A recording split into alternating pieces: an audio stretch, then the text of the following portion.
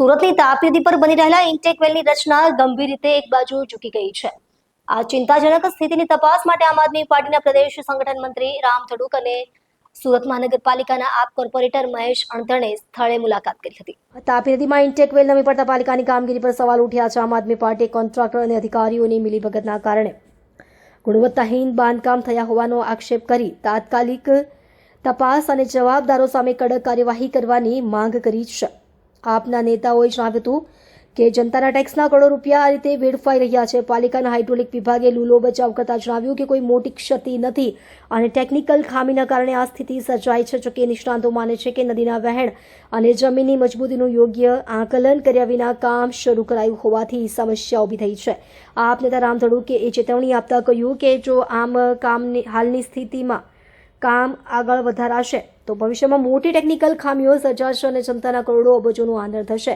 તેમણે structural report અને hydraulic એન્જિનિયરોની spot visit બાદ જ કામ આગળ વધારવાની માંગ કરી છે। આપના કોર્પોરેટર મહેશ અણધણે સથાણા વિસ્તારમાં ચાલી રહેલા ઇન્ટેક વેલના કામમાં ગંભીર અનિયમિતતાઓ હોવાનો આક્ષેપ કર્યો છે અને જવાબદારો સામે તાત્કાલિક પગલાં લેવા માંગણી કરી છે। હું મહેશભાઈ અણધણ, કોર્પોરેટર સુરત મહાનગરપાલિકા, આમ આદમી પાર્ટી।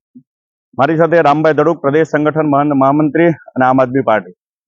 અત્યારે અમે સરથાણા વિસ્તારમાં યુનિક કન્સ્ટ્રક્શન દ્વારા જે આખું ઇન્ટેકવેલ બનાવવાનું કામ ચાલી રહ્યું છે, સરથાણાના જે નવા ભળેલા વિસ્તારોમાં પીવાનું પાણી સપ્લાય કરવા માટે અંદાજિત 1 વર્ષ જેટલા સમયગાળાથી આ કામગીરીઓ ચાલુ રહી છે। અહીંયા હાલમાં જે પાછળ જે આખો ઇન્ટેક વેલ બનાવવામાં આવે છે અને એ ઇન્ટેક વેલ આખો તમે જુઓ એમ કોઈ ટેકનિકલ ખામીઓના કારણે જે અંદર કોઈ કામગીરી કરવાની છે, ધૂળ કાઢવાની કે જે કોઈ માટી કાઢવાની કે જે કોઈ ઇનબેલેન્સ થયું છે, ટેકનિકલ ખામી સર્જાણી છે ને એના કારણે આખો ઇન્ટેક વેલ નમી ગયેલો દેખાય છે। તમે જોઈજો આ ઘણા સમય પહેલા નમી ગયો છે એવું અહીંયા સ્થાનિક તરફથી જાણવા મળ્યું છે, પણ અમારી જ્યારે આજની મુલાકાત દરમિયાન આખું આ દેખાણું છે અને આ બાબતે મોટામાં મોટી ટેકનિકલ ખામી કહી શકાય, પરંતુ આજ સુધી હજી આ બાબતે કોઈ કામગીરીઓ થઈ નથી।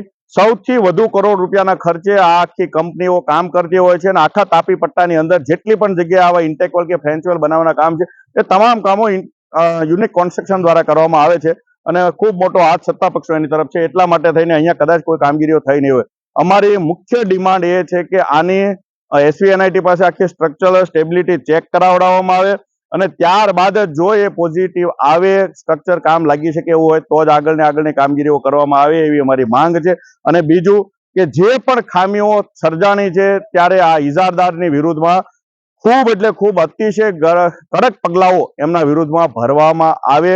આ કંપની દ્વારા અનેક પ્રકારની ગેરરીતિઓ થઈ રહી છે, આખી તાપીને બ્લોક કરીને પણ કામગીરી કરી રહી છે। સાથે સાથે એમનું જેટલું પણ ડ્રેનેજનું પાણી નીકળતું હોય, RMC પ્લાન્ટનું પાણી નીકળતું હોય એ તમામ વેસ્ટ તાપી નદીની અંદર ઠાલવી રહેવામાં આવે છે। આખા પાળા બનાવવા માટે જે અંદરથી રેતી કાઢીને આજે પાળાઓ બનાવ્યા છે એમની પણ મંજૂરીઓ કોઈ જાતની તાપી વિભાગ કે સિંચાઈ વિભાગ તરફથી મળી નથી। તેમ છતાં આટલી બેદરકારીથી આ કામગીરીઓ કોન્ટ્રાક્ટર દ્વારા થઈ રહી છે। ત્યારે ખાસ કરીને માનનીય મેયરશ્રી, માનનીય કમિશનરશ્રી તમામને અને હાઇડ્રોલિક વિભાગના ઝોનલ જે અધિકારી છે, ડેપ્યુટી કમિશનર જેમની જવાબદારી આવે છે એ તમામને વિનંતી છે કે આમની વિરુદ્ધમાં કડકમાં કડક કાર્યવાહીઓ કરવામાં આવે।